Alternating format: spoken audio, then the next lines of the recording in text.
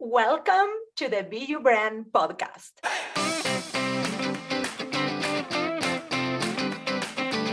I am your host, Ati Grinspun, and if you're looking to build $1 million personal brand, sell out your services, and do it all while living your best life and fulfilling your purpose, you've come to the right place. Welcome aboard, my friend.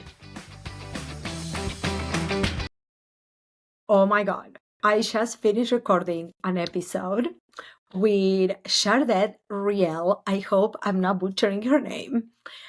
And this is the thing. The world is such a small place. Her and I, we met in Clubhouse like 5 years ago. Each of us went on her different way, and we re-encountered each other through her podcast manager a few weeks ago. And this episode is all about visibility, giving yourselves permission to pivot. It was such a juicy conversation. And she is a behavioral expert. And she talks about like how to show up with authenticity and how to change your behaviors to get the results you want. And she is going to give you some amazing takeaways. Let's dive in, my friend. Well, hello, everybody. Welcome to the Be You Brand podcast. Today, I have a guest. This is such a cool story of pivoting, of resilience, of staying the course, and also of never quitting. And I met her years and years ago on Clubhouse. We're going to talk about that in a minute. On Clubhouse during lockdown.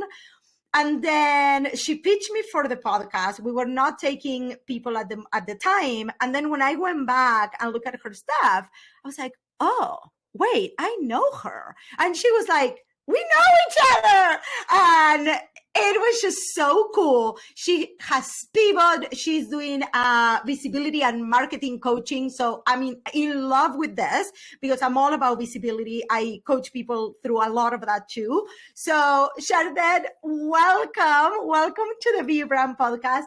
Can you please introduce yourself and tell my women who you are, what you do, and then we'll go from there.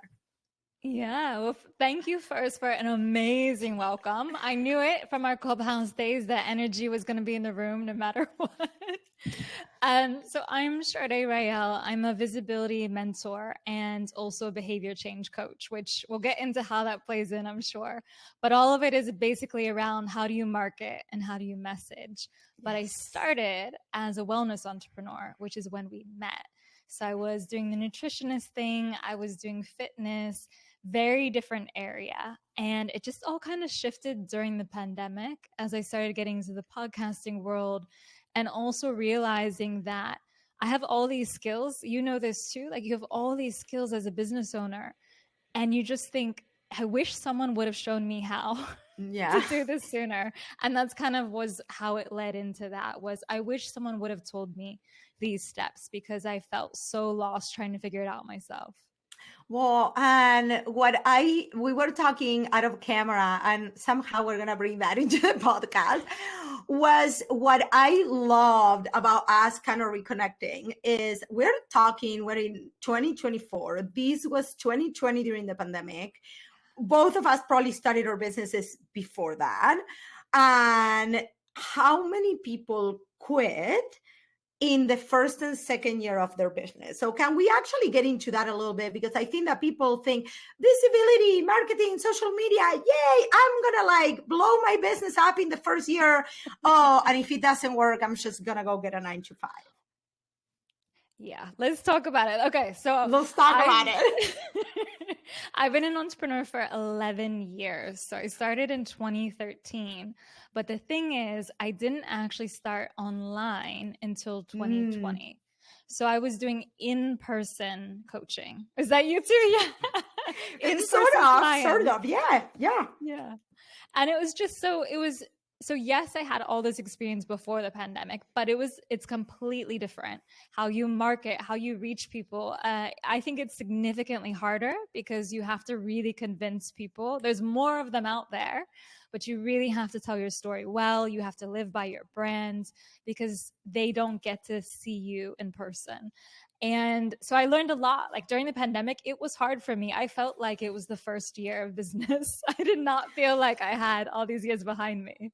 Oh my God. Okay, let's actually go deep into what you just talked because I love this topic. So something that like let's actually get into kind of a styles of how you teach visibility and stuff like that because so I love visibility.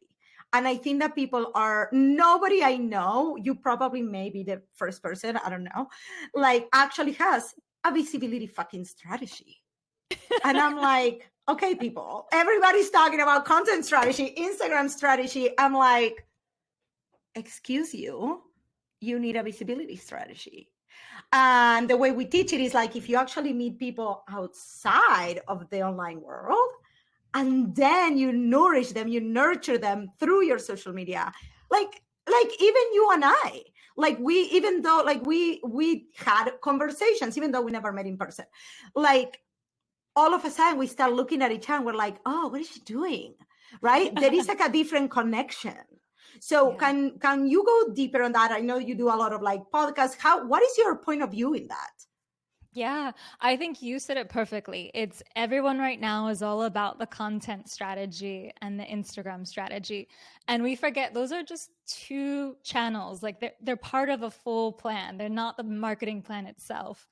And that's why it's stressful because if your marketing plan is Instagram and it's not working out and people aren't buying and you're just getting a few likes, maybe a few comments, that's why it feels bad, but you don't have an actual strategy. Your strategy is to make content. Yeah. That's strategy. So I have an accountability partner, and we are both successful, and we love our business. Like this is what we do. This is our full-time thing. This is what we're growing. This is our life. And a conversation that we have every week is even ourselves after so many years is not getting caught up on the comments, not getting, because so many people, so how like we're all using like comment this or comment that. And I just had an amazing launch. Like I don't even know what month we are. We're in June. We're at the end of May, almost June. Oh my God, you guys! Like I'm not even know. So we close. I'm looking at my calendar right now. So we closed the launch on April 30th, and my people starting on May 7th, right? And I was telling her, like it was just so incredible to watch how little like engagement as people see it. That launch actually got on Instagram, but the launch itself not only was profitable, it was the right absolute fucking people that signed up for my program. And I literally I was like, well, yeah, but I would have liked a little bit more comments. And she was like, Let me tell you, Ati, though, do you know what about this? This is where I had my breakthrough moment about the visibility thing. Because I was completely that business owner who was /influencer, essentially. Because I was creating all my content, even on my holidays. I talk about how on my honeymoon, my husband was filming me in Hawaii doing fitness stuff for Instagram. Yeah. Like, I was so obsessed. And it didn't really translate to sales. But what really changed it for me was during the pandemic, I started this podcast. I started being on other shows, and I would look at these top shows that have top 1%, and most of them had very little Instagram presence. There weren't a lot of comments. There wasn't a lot of engagement. Sometimes they barely had over 1,000 followers. Mm-hmm. And I was just comparing. I'm like, I see these people. I know that they're doing amazing in business. I know they're doing amazing on podcasts, but they don't even care about social media. And that was the moment of like, oh, okay, there is something the focus is wrong. Mm-hmm. Yeah. So, okay, because I love ping ponging. This is like my jam in the podcast because I think that exposing our audiences to different ways of thinking and different ways of doing things. One of the things that I love is when I first started coaching, I thought that it was everything that worked for me. My people needed to do just that. oh, if you do this, it's going to work for you. And 5 years later or 4 years later, I'm like, no, I can show you the way, and you're going to have to still trial and error. How does it feel for you? What do you like? What feels aligned? Personality also, right? Like, I am very energetic. Like, that's just who I am. Like, right? So like, I walk into a room and like online or in person, and I already bring that, right? And I'm into human design. I don't know if you're into human design. So yeah. Okay, so I understood why that happens, but not everybody is like that. And now I feel like it's so much better because people get the permission to test and try, and like, and social media gets to be one part of being their brand, not the whole thing. I think that's clear. Not the full thing. And what you and I do is so aligned, actually, because you're making them stand out in their personal brand, really refining their messaging. And what I'm doing is I'm trying to get people to become the expert in what they do. So really showcasing their knowledge, their expertise. I'm not going so much into the branding, although it's aligned with it. And that's where it stands out, because the bottom line is, if someone believes you can solve their problem, they don't care how many followers you have. They don't care how many likes you get. They just want to work with you. I actually think that at this time and age, for a lot of our clients, when they see an account, like I just barely passed 4,000 followers. And I think that you're right there too. I don't even I'm right there too. Okay, like, and we've been in business for a long time. I think that they look at us and they're like, oh, okay, wait, so then I can do it too. Because people look at these huge accounts, even 10,000 followers, 20,000 followers, 50,000 followers. And one of the things that I always talk about is like, okay, can we ask this person how long they've been in business? That's such a good point. Could have been last year and you don't know. or they have been building for a long time, since the beginning of Instagram, and they do have 20, 30, 40,000 followers, 100,000 followers, but they've been building their business for 10 years, since the beginning of Instagram. Yeah. There's a problem with like popularity and competence. We've become to think that if you're popular, aka you have tons of Instagram followers and you've got all these likes and comments, that means that you are therefore the best person to help me or do the job. But that's not the same as competence, right? Like, it's totally different. I put it here. Popularity doesn't equal competence. This is a nugget, people. So okay, so let me ask you this, because I like, you are a behavioral, like, okay, I'm gonna butcher this. Behavioral change. Behavior specialist. There you go. It's okay. It is okay. Helpful. What I love about that is I do a lot of inner work and mindset work with my clients, but I think that changing their behaviors, their belief, their confidence, can we get into this, and how do you work with your clients, or what are 3 or 4 things that women can do right away to start feeling more confident, to start feeling like, okay, I can be on the podcast. I am the person, because I sometimes tell somebody, okay, we're going to do this. We're going to pitch you here. You're going to start doing X, Y, and Z. And they're like, yeah, but I don't think I'm the person to be there. And I'm like, yes, you are. Yeah. So I'll tell you one thing right now, one step everyone can take, and you wouldn't have even thought to take it. So biggest block, you probably see this too, is comparison. The reason why you don't think you're good enough is because you see other people that you think are better. If you had no comparison, I promise you would just go forward and do it. It wouldn't matter. But when you look at comparison, like, you think, well, how can I fix that? Obviously, I can regulate my thoughts. I can work on getting more competent. And there's a point about that I can share after. But the biggest thing turn off your phone. It's not my phone. It's the ambulance. No, not you. I'm like, like, for comparison, like, turn off your phone and then you'll be fine. I mean, there's that too. Like, that's actually, let's say that's step 1. That's step 1. But something else you can do, and I think it's so brilliant to do this, is look back at the person that you admire in your space at their first Instagram post. Look back. You can also use tools on, I can't remember what it's called, but on websites where you can actually see previous year's version of that website.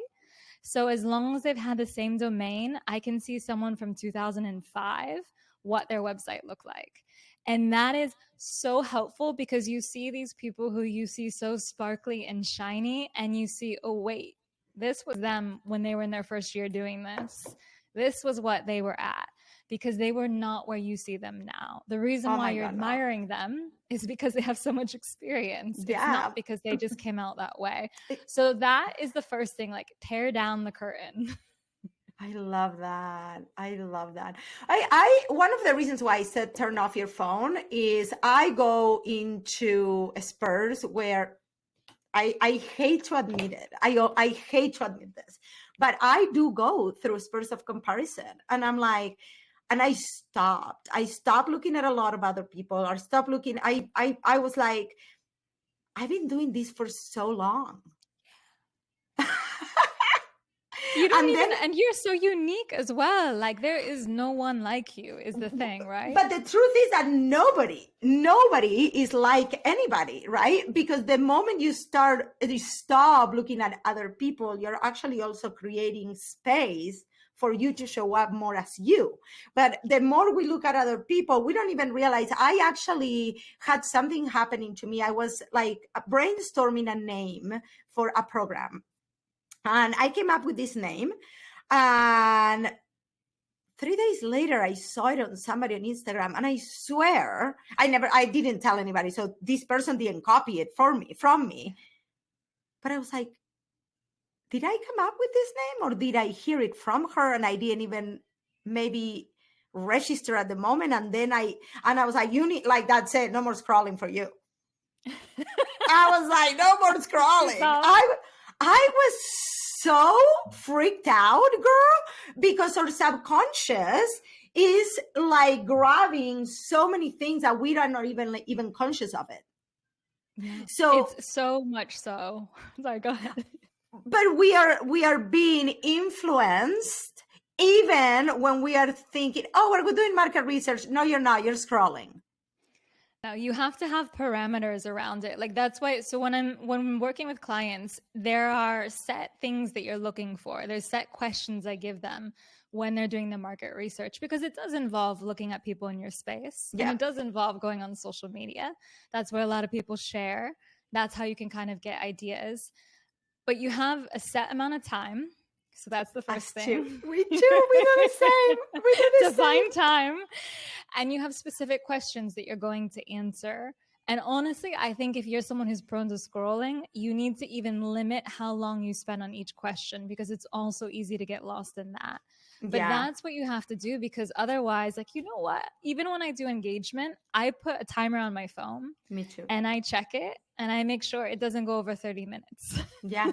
And you know what? It's crazy. Okay, I have a question for you, which I think you're going to say yes, but maybe not. Do you still do all your own engagement? I do, yeah. Me too. I do, yeah. Me too.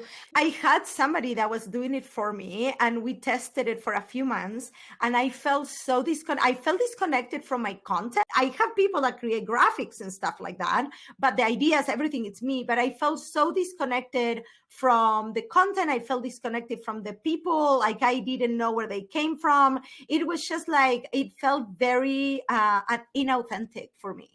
Yeah, I think it was the same for me. I also tried. I think you can sometimes get people to do your engagement for outreach. Yeah. But when it's people in your community, something you don't think about, and I have many times thought about outsourcing this again, but you get so many insights into what are they struggling with? What are they trying to work through? What's the language that they use? All of this is so valuable for creating your brand, like you talk about. It's so valuable for crafting your expertise, thinking about where you want to show up online, all of that. And those insights, the person you outsource it to is not going to give them back to you. They're just going to comment. They don't even not see going to be them. a great one. They don't even see them. They don't even see those nuances. And it's funny that you say that, because for me, I also realize, and I'm sure this is the same for you too, like I'll have somebody, I'm thinking of somebody in particular that is like, I've tried everything in my business. I'm doing everything and nothing is working. But I see her online and I'm like, I know she's not trying everything. She thinks she is. So probably her effort, it's going into probably the wrong things or whatever, but she's not trying everything. She's not going live. She's not doing videos. She's not collaborating on other people. All the things that as a coach, I can see, I'm like, you're actually not. You mentioned collabs, which I want to stress. That's a huge one. Like, think so much. I tell you where her energy is going. It's content creation, because that's she's spending hours behind the computer. The first one is to stop the comparison. Look at people, like how they wear when they first started. I love, oh my God, I need to research the whole website thing. I want to do that because I would love to be able to actually show that even for my website. And something is, I don't really help people with their website design per se, but we do help them, with the photos, with the messaging, with all of that. And a lot of the times the website changes and I never remember to save the changes before they work with me and after, and I'm like, oh my God. No, you can find it. You can find all of it. As long as it's been the same domain, you can see all of this stuff. And it's so funny how it came up, because I'm not going to name anyone because I don't want to get sued, but a very famous transformation coach who is very polemic. Not everybody loves this person. Someone had mentioned in the comments, like, oh, she's everywhere. She's getting all of these sales. Everyone loves her. It's just, I could never compare. It was someone else in the same field. And then one of the users shared, oh, by the way, you should see her website from 2005. So you can see, like, she also started in this direction. And I went to it and then I found, this is why I can't remember what the service was, but it's free. You can definitely find it.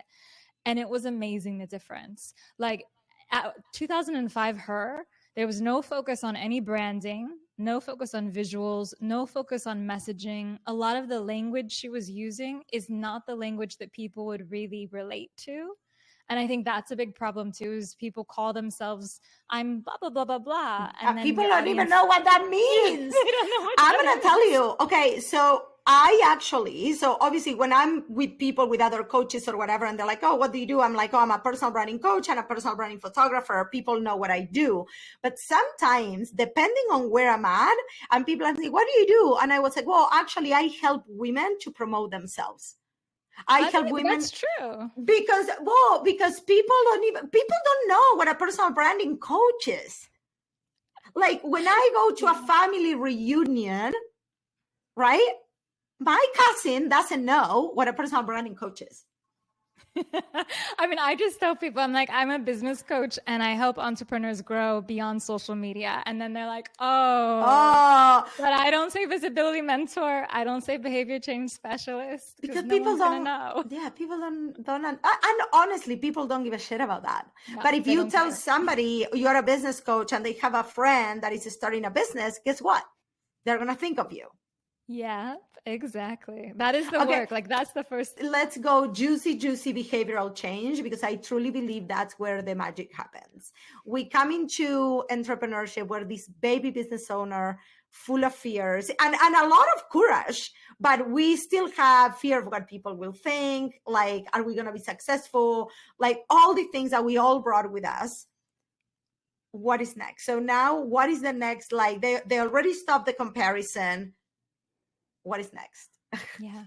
So what's next is the two biggest fears you'll have are the two deepest fears that everyone has. And unfortunately, until you work on them, you're going to struggle with marketing and you're going to struggle with sales. Either or, but usually both. And that is fear of rejection and fear of abandonment. Ooh, and those are so deep. Like we go our whole lives working to not feel those things. We want to be liked so we don't face rejection. We want to be invaluable to people and we don't want to piss them off so we never get abandoned. we do everything in our day-to-day life to avoid these two things. And so as a business owner, you're going to come up against them and you are going to have to experience them. There will be people who will reject you overtly, some okay, of them. can we actually say like business is more rejection than yeses? Yeah, it is. If you're not getting rejected in the beginning more times than you're getting the yes, I don't think you're trying hard enough. No, I actually just had a conversation going to abandonment, and I want to tell you a little story because I know that you're going to have something to say about it. Tell me, let's hear it. So I was talking to this client the other day, and she lost a client, right? And I took the conversation to, it's a business, right? And we were talking about how, like, I asked her, have you ever been to the Cheesecake Factory? And she was like, yes. And I was like, well, you know how the server at the end comes with the tray with all the desserts. And she's like, oh, would you like to say desserts? And a lot of people say yes. And most people say no. And like, she's like, oh, it's okay. And she moves on. And the truth is that in business, that's exactly how it is. And we have to truly understand that there is nothing personal. Not everybody's ready to buy. And when we are going to lose clients, people are going to not pay, people are going to cancel, people are going to default, and I was telling her, I want you to think of your business as if you were a huge chain business, not just you behind your computer. And do you think that the owner of Lifetime, which is a gym here, or the owner of McDonald's, or the owner, I don't know, is actually saying, oh my God, we had so many credit cards defaulted this month, or it's just part of business. Yeah, I'm going to give you a quote that is forever going to shift people's mindset on this, because it's related to what you're saying, is that you have to be prepared for that and acting in a way that is a higher level than where you are, right? Like, you need to act as the business owner that's already there. And that means not letting those behaviors fixate. But also, like, this quote, it shook me, because we think of it a different way, but it was the universe only gives you how much it thinks you can handle. And usually we take that negative. We take that as, oh, it's only going to give us as much crap as we can handle. But it's actually also, how much can you manage? And if you're getting so upset at every rejection, every time someone doesn't like your post, every time someone doesn't buy, then guess what? Like, the universe is not going to give you more because you can't handle it. And that actually goes back to capacity, right?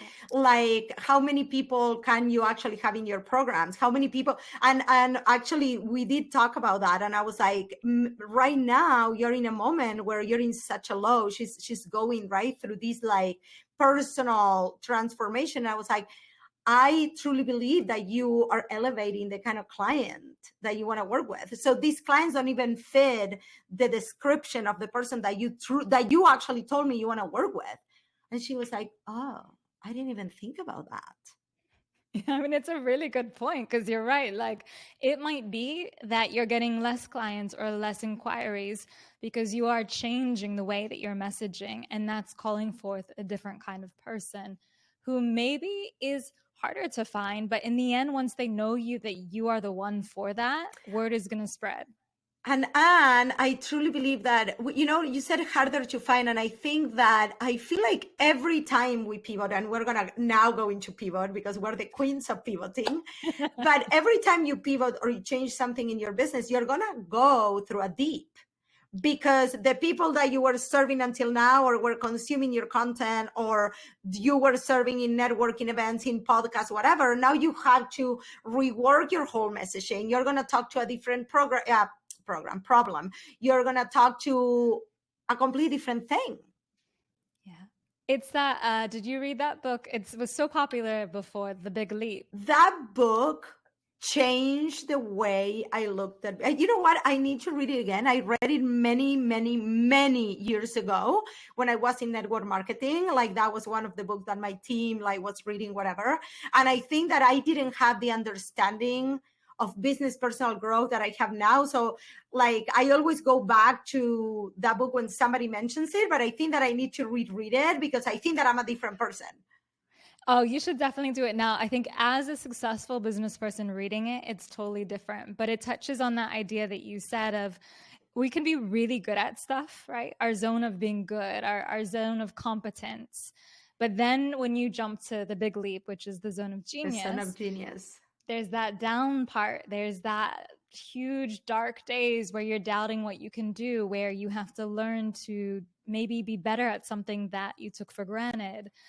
You have to start over. And it's really tough because I'm going to be honest, I've probably pivoted, I don't know, like 3 or 4 times. And I don't think it's easier No. each time. I do think you manage it better, but it's not actually easier. I'm going to ask you questions. So let's talk about each time that you pivot, what happened for you and how did you get the courage to pivot? Because what I actually get a lot of my clients or people even on the podcast that they're like, I've been doing this for so long and pivoting feels dumb. Like, why this is working?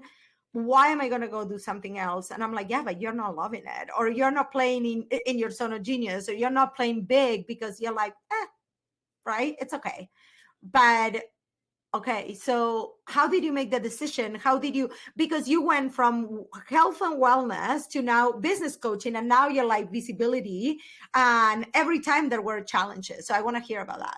Yeah, it's so much what you said, where it was so tempting to stay. It was so tempting to stay with what I was already good at, where I already had clients, where money was already coming in. But I think what the shift is, and anyone listening will feel this, you don't feel like you're having the impact you want. You don't feel like your work is deep as you would like it to be. You feel called in this other direction that's been a curiosity. Maybe, for me, what it was is I kept following the same kinds of people and they weren't in my niche. And that was when I was like, oof, I don't want to do this wellness stuff anymore, really. This is not where I'm called to go. And that's the easiest way, is like, who is in your feed? Who are you following? Because that's where your heart probably wants to take you. Yeah. And I think the first pivot was moving country. So I didn't really have a choice there. I moved from the US to the tell UK. everybody, yes, because where did you live here in the US? I was in New York. So I had a business in New York. It was successful, but it was in person. And so I made the decision to move to the UK with my now husband and reestablish in the UK. And I thought, like, I moved because of him, obviously, but I also thought, oh, the fitness market's so new in the UK. It's going to be so easy for me. I'm going to come in as the American and just be like so energetic and everyone will love me. And it was not like that. It was not like that at all. It was so hard. And I really struggled because I essentially was building a business from scratch again. It wasn't online at this time. The second time I pivoted was when I pivoted online. So during the pandemic, obviously no one's going to gyms anymore. Nutritionist stuff you have to do online. And that was a easier pivot because it was circumstance. But this last pivot, and you already were doing the same thing. So you took what you were doing and you just got more eyes on what you were doing. Yeah. So that was fine. This last pivot was the hardest, though. Shifting out of wellness, what I knew, into business, because that was a choice. There was no forced circumstances. I was making that jump, and I had so many years behind me of experience that it did feel a little crazy. And people who were my wellness clients were asking me, what are you doing? Like, we've been following you for years. What are you doing? It doesn't make sense. But I just felt called to it for so long. I think I probably felt called to it 2 years before I had the courage to do it. That's so amazing. Well, and you have been, I almost feel like you bring, it doesn't matter. All the businesses are the same. And I think this is where the online world is teaching people, like, you open an Instagram, you're in business. And that's just not how it works. No, it's not. It's really not. Like, you need a strategy. But it's like, right. But also it's like, people are like, oh, I swear, sometimes I'll get on a connection call with somebody. I'm like, oh, how long you been in business? Like, oh, I had my Instagram account for a year. I'm like, oh. Well, they've been in marketing for a year. Let's give them that. They've been in marketing for a year. And I feel like it's so discouraging for people, because the truth is that if they don't understand business, they're not going to succeed online either. Yeah. And I think that the whole influencer model kind of speaks to what you're saying, is where it really distorted our views, because if you had someone who was an influencer and they started getting money from partnerships, essentially before they make it into a business, they're a freelancer. They are freelancing marketing for a company. That is not the same. I mean, you can have a business and be a freelancer, of course, but it's not the same as I'm an entrepreneur with this set business that I'm working on and this brand. It's totally different. Well, this is my service. This is how I serve people. This is, and I think that so many people ask me, well, but why don't you teach me also how to do brand partnerships? I'm like, because I work with service providers. I don't create influencers. That's why I so much talk about profitable personal brand for service providers, right? So I am not an influencer person. I'm personally not an influencer. Do I think I'm an influential person? Yes, but I'm not an influencer. And I think that the distinction is fine. Like you can go and focus on that too. I'm not by any means discouraging social media. I totally know influencers that have made it into a business, but it's the idea of like, what do you specifically want? Like, why are you in business? How do you want to have impact with people? And it's probably for most people listening because they follow you. It's probably not because they want to be an influencer. Yeah, no, definitely not. So Chardet, tell me, how can people work with you? What do you have coming up? How can people go follow, find you in the podcast, all the things that you have coming up so they can become more visible, they can change their behaviors and all the amazing things that we chatted today? Yeah. So the best resource I can offer is I've got this huge 58-page guide. It's free. 17 ideas to get clients without ads or Instagram. And yes. You can find that on the same site as my new podcast, which is Her First 3 Years. So you can find that amazing there. And that's also where the show is. If you're more interested in the wellness side of stuff, it is Feel Good Naked is the wellness podcast that I run. And then you can see all the details on how I work with people too on those sites. Amazing. This has been such a good reconnect. And I am so excited that the world brought us together and all the things, and we're so aligned. Thank you so much. Thank you. Thank you for tuning in to the Be Your Brand podcast. When it comes to building a personal brand, no one size fits all. Our mindset is key, and there is a million things to learn, from social media, making videos, and tech, to storytelling and writing. So if you found this episode valuable, we would love for you to leave a review and share it. Share on your socials, your stories, and send the link to your friends so more women can build million-dollar brands by being more of who they already are. Not sure where to start on your personal brand journey? Take our profitable personal brand quiz. This quiz was created with a service-based entrepreneur in mind. It will tell you where you are at and even give you a next step for massive action. Go take the quiz and power charge your personal brand at atigrinspun.com/quiz. That is www.atigrinspun.com/quiz. You can also find the link in the show on the notes.